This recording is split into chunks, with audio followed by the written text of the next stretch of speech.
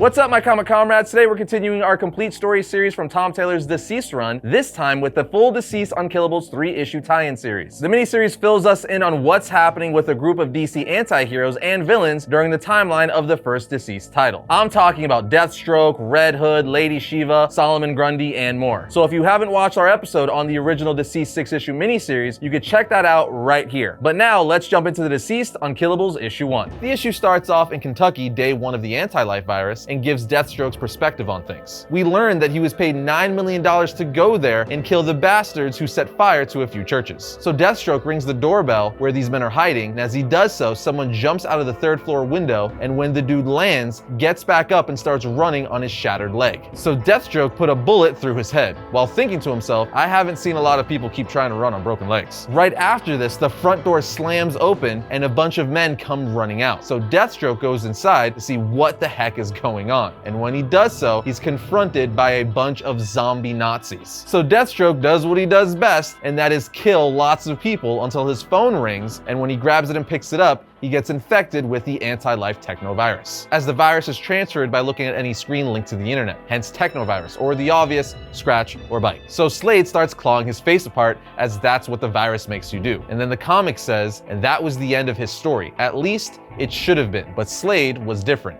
very different. The comic then jumps to day 2 of the anti-life virus, where we see Slade is now healed. We are then taken to Wayne Manor, still on day 2 of the anti-life virus, where we see Red Hood is walking into the Batcave looking for Bruce and Alfred. So he starts yelling, Bruce, Alfred, it's Jason. Is anyone? As he steps in a puddle of blood, at which point he looks up and says, oh no, as he sees the dead bodies of Bruce, Dick, and Damien. Needless to say, it hits Jason extremely hard, with him saying, I thought you of all people, as he starts crying. He then hears growling, at which point he turns around and points his guns in that direction. But it's just Ace, who is also extremely upset to lose Bruce, Dick, and Damien. So Jason says, don't worry, we're not gonna leave them like this. It's okay. So he goes to get a shovel and wood to dig graves and make tombstones. He then buried his father and brothers, because let's face it, that's what Bruce and his fellow Robins really were. Jason looks at the Batmobile and says, he never did let me drive the car. So he hops in and says, car, show me the locations of all the Bat family in Gotham other than me. The Bat computer then says 8 located in Gotham. Jason then asks how many with heartbeats. The computer replies 2, which again is another punch to the gut for Jason. As Jason peels away in the Batmobile with Ace, we get a panel of the tombstone that he made for Batman, which says Bruce Wayne, father,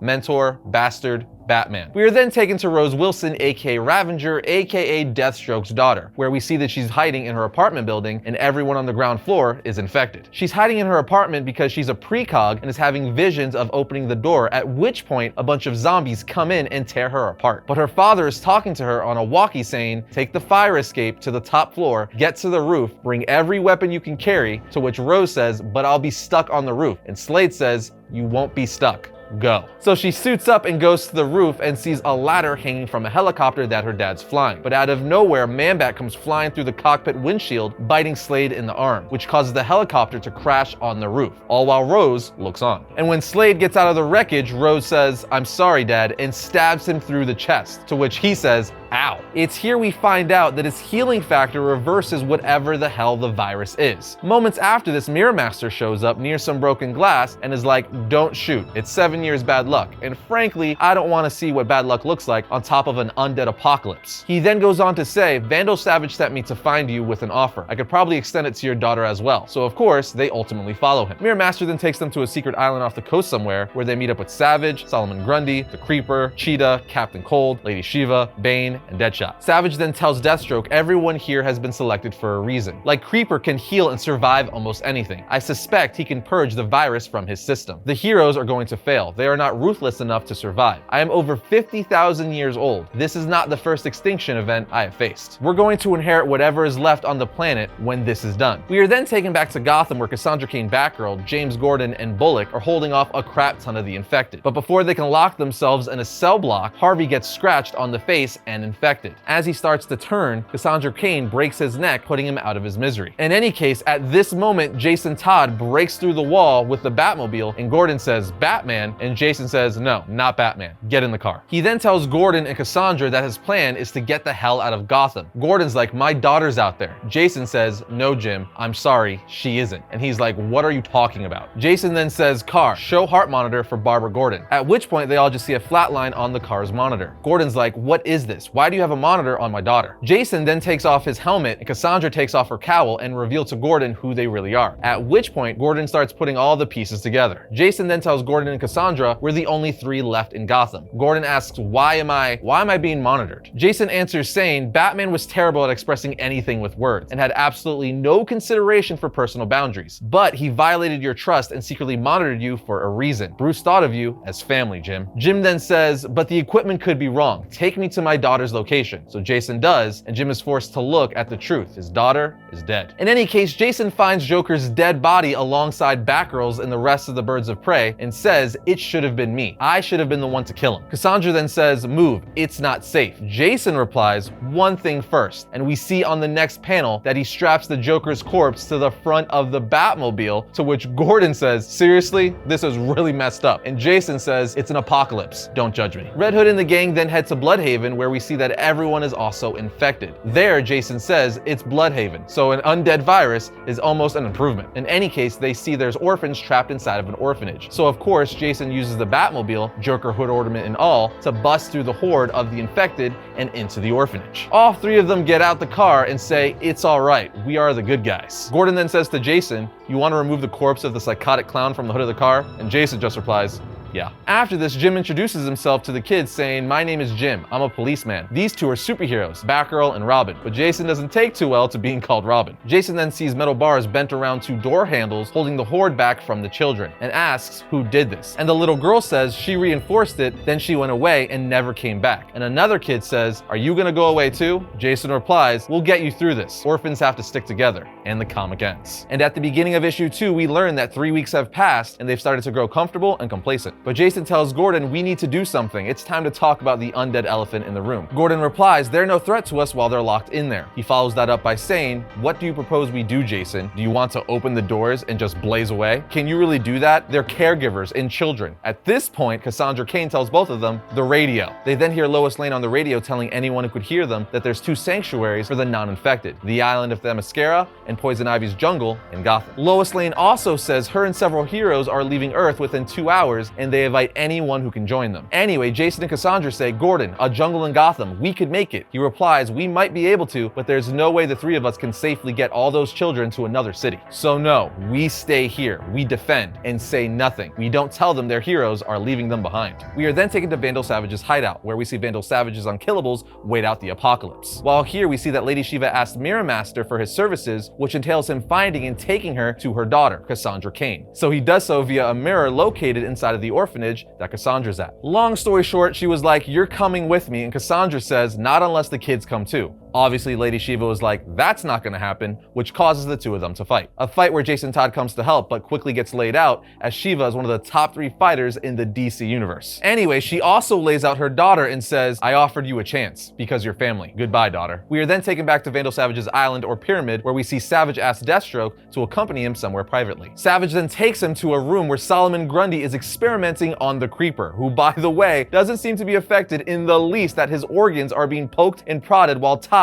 to an operating table. Anyway, a shocked Slade asks, what the hell is happening here, Savage? To which he says, Grundy, take him, and quickly gets knocked out with a punch to the face by Grundy. Before you know it, Deathstroke is also tied to a table, to which Creeper says, you got betrayed too, huh? Gotta say, I didn't see this coming. We learn that since both Creeper and Deathstroke are immune to the anti-life virus, Savage is gonna pull them apart to find out how. But as Savage reveals this, he gets impaled from behind with a sword by none other than Deathstroke's daughter, Ravager. She tells Savage, don't try to double-cross someone who could see the future. Then while freeing her dad, she's like, "Oh my God." And Savage says, "What is it? What do you see?" She replies, "I wouldn't want to spoil the surprise." Then moments later, we see an infected Wonder Woman burst through the wall, extremely pissed, staring at Savage before literally ripping him in half right down the middle like he's a piece of string cheese. At this point, all the villains then start firing and attacking Wonder Woman. As this is happening, Mirror Master starts using his powers to get each of them to safety, bringing them to the orphanage in Bloodhaven, while Captain Cold holds Wonder Woman off with his cold gun. Mirror Master promises he'll come back for him, which he does, but when he does, he sees Wonder Woman is still alive, and then gets bitten from behind by a now infected Captain Cold. Back at the orphanage, Gordon yells at Shiva saying, "You brought murderers, psychopaths, and monsters here?" And Jason asks Rose, "What are you doing here?" To which she says, "That's a story probably not for little ears. Let's talk privately." So they all move to the kitchen where Slade explains everything that just happened. You know, Wonder Woman being infected and almost killing every single one of them, forcing them to come here. Jason eventually asks, "So you're planning to stay here?" Bane replies, "That hasn't been discussed." But Rose interjects saying, "It's as good a place as any, and we have a better chance surviving together." But of course, Gordon is not down for teaming up with a bunch of supervillains. And I gotta say, who could blame them? They're killers and villains. Especially Bane, who he has a past with, as he's always trying to destroy his city and kill Batman. And besides all that, Gordon tells Bane and Deathstroke, "Look, we have innocent little kids here. Kids that you now want to use as an army to help fight the zombies. That's not gonna happen under my watch." Deathstroke then asks to speak to Jim privately, and then says, "Who did you lose? Did you lose someone?" Jim replies, "I'm not discussing this with you." Deathstroke then tells Jim, "We're not going to protect these kids or ourselves by pretending the monsters aren't out there. We need to prepare them. This isn't an ideal situation for anyone, but I'm a practical man. I don't want to lead this group, and Bane will step in if you don't." Gordon replies, "You honestly think I'd..." And Deathstroke interrupts saying, "You held the worst city in the country together by sheer force of will." Gordon says, "I can't lead people I don't trust." And Deathstroke finally replies, "You're telling me you think you're the only police commissioner in the world that didn't have dirty cops working for him?" Of course, this finally persuades Gordon to lead this new team of sorts. He then gives a speech and says, "Tonight we get you all set up. Bed sheets, food, and then tomorrow you meet the kids, and we start to prepare." But before they can get to bed, Rose asks, "What the hell is behind these doors?" And Gordon replies, "The ones that didn't make it." Cheetah then says, "You have an entire room full of infected?" Gordon said sadly, "Some of them are children." Bane is like, "None of them are children. They're a virus." Lady Shiva responds, "It would be negligent and stupid to allow this disease to exist within this building." This of course pisses Gordon off, so Deathstroke jumps in saying, "Go to the kid. Make an excuse for the noise. You don't have the stomach for what has to happen. Let us take care of it for you." So Cassandra takes Jim away while Jason says, "Walk away, Jim. There's work to do." Then Deathstroke, Deadshot, Jason, Bane, Grundy, and Ravager destroy the infected. Over the next several weeks, each of the villains are assigned to teach the kids certain traits. Shiva and Jason Todd had hand-to-hand combat, Deadshot marksmanship, and Creeper taught the kids witty things to say when beheading undead. And lastly, Bane taught the kids why humankind brought the fall of civilization on themselves. And as time goes on, we see the villains develop feelings for the kids. We also see Jason and Rose develop feelings for one another, which Deathstroke, Rose's dad, encourages, saying, "Not a lot of happy out there. Find it where you can. We're probably all gonna die screaming." You know, real encouraging words of wisdom from a father. Anyway, once night falls, Bane hears a noise in the hall saying, "Someone there? If that's a child, you're supposed to be in bed. But I won't tell Gordon if you run right back." Bane then notices that Ace the Bat Hound is growling, freaking out, so he asks, "What's the matter?" And when he does, from behind, a zombie Mirror Master comes out of a mirror, slashing Bane in the back, infecting him. Jason and Rose hear bangs from inside, which interrupts their makeout session, causing them to run in. Once inside, they see Mirror Master trying to rip kids into the mirrors. He almost gets a child, but Deadshot stops him, inevitably causing him to be caught by Mirror Master instead. At which point, Gordon shoots the mirror to stop Mirror Master from being able to enter the building. But Gordon shattering the mirror closes off Mirror Master's portal, which in turn severs Deadshot's legs off. The comic then ends with an infected Bane breaking open the walls of the orphanage, allowing the infected to charge in. Now let's see how this part of the DCeased story wraps up with Unkillables issue 3. The issue starts off directly where issue 2 left off, with a now infected Bane letting hordes of the infected into the orphanage while simultaneously charging the children, Jim Gordon, Deathstroke,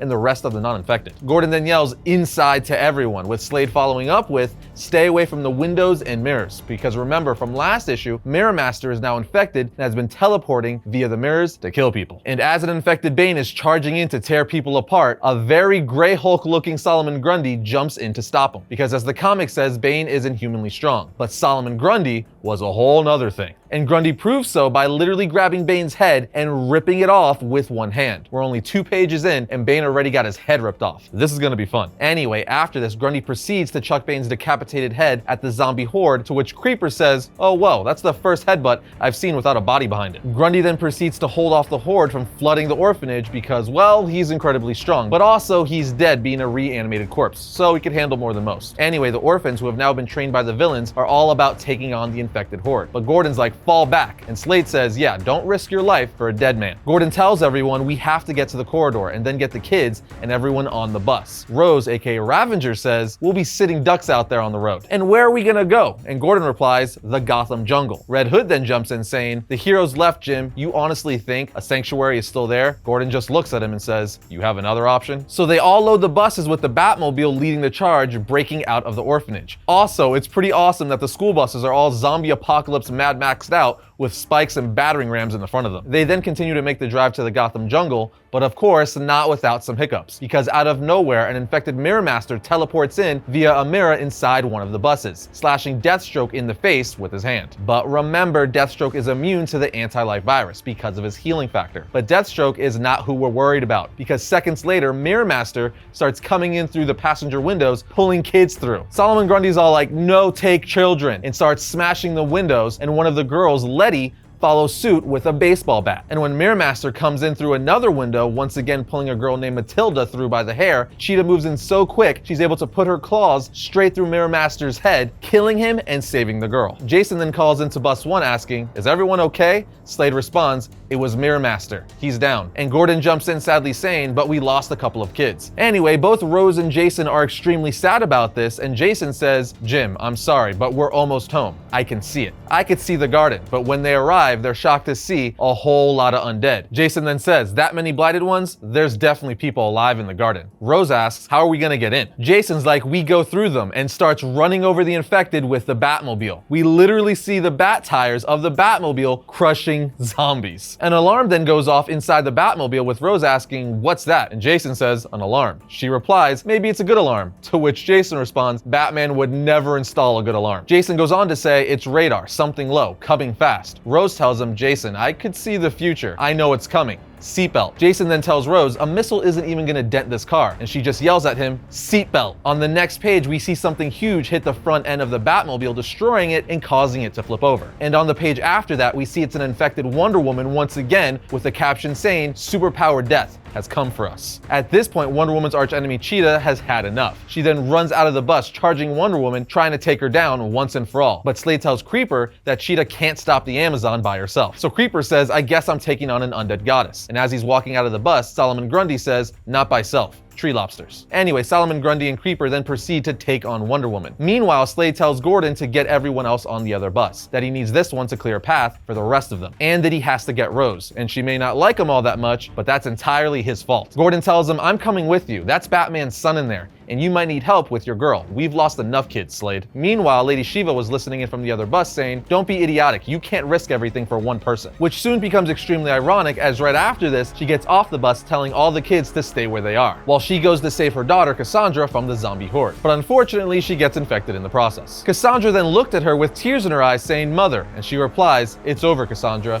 You were the only person I admired." So then Shiva, the deadliest hands on earth, uses them on herself to tear out her own heart before she turned. Anyway, Slade and Gordon then go to rescue Jason and Rose from the crashed Batmobile. But Deathstroke soon realizes he has to keep the horde back while Gordon, Jason, and Rose get to safety. Rose then says that, "You'll be right behind us, yeah?" Slade says, "That's definitely the plan, but in case I'm not, you survive the apocalypse and build something out of this mess." Yeah? But Rose could see the future, and she knew they both wouldn't survive, and this was going to be her last time saying goodbye. Meanwhile, Wonder Woman is still fighting Creeper, Grundy, and Cheetah, but now we see her win by literally crushing Cheetah's throat, ripping Creeper's head off, and then punching a hole straight through Grundy's chest. And she's holding him there, allowing a zombie horde to tear him apart. We see Deathstroke is still fighting off a horde all by himself, allowing his daughter and company to get to safety. While the comic says Slade could survive most things, his body could repair itself, but if his organs were taken, he would be done for. The comic then goes on to say, there was a moment where he single-handedly held back the anti-life hordes, where he looked untouchable, where he looked unkillable. But then on the next panel, we see Wonder Woman literally fly straight into Deathstroke,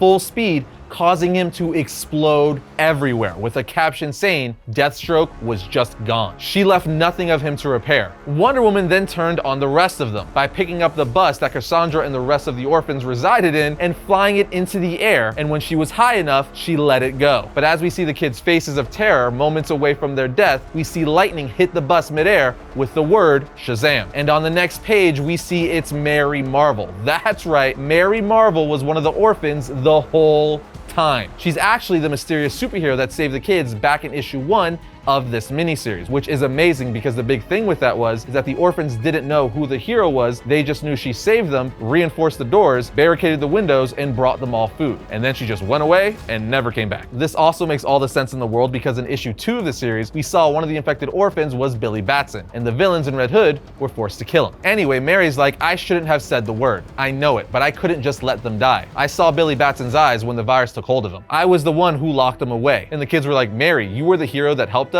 Why did you stop? And she replies, I'll explain later. Keep driving. Get to the garden. I'm heading out there. We then find out Mary didn't continue to help the kids because she didn't want to be used in the world if she was to get infected. But she says, these kids are my world and I couldn't let them in. So she went to face death, aka Wonder Woman. The two then battle for a little bit and it's a pretty epic battle. But it ends with Mary punching Wonder Woman into the earth, causing a massive crater and explosion. Mary then quickly flies down to the bus and picks it up by bending the metal into a handle and flies it into the garden as it starts to open for them. Once inside, they all start to get off the bus and Gordon says, get ready, Wonder Woman will be coming. But Poison Ivy says she won't. She can't reach the garden. And then freaking Dr. Fate says it's magically protected against her and all her kind. Then Zatanna says, welcome to post-apocalyptic Eden. And John Constantine finally adds, it's pretty if you can ignore all the dead people scratching on the walls. Ivy then proceeds to tell the kids that they're safe here in the garden and that nothing will harm them. And Harley's like, Ivy, look at all these new kids we get to corrupt. But Jason interrupts saying, sorry Harley, these ones come pre-corrupted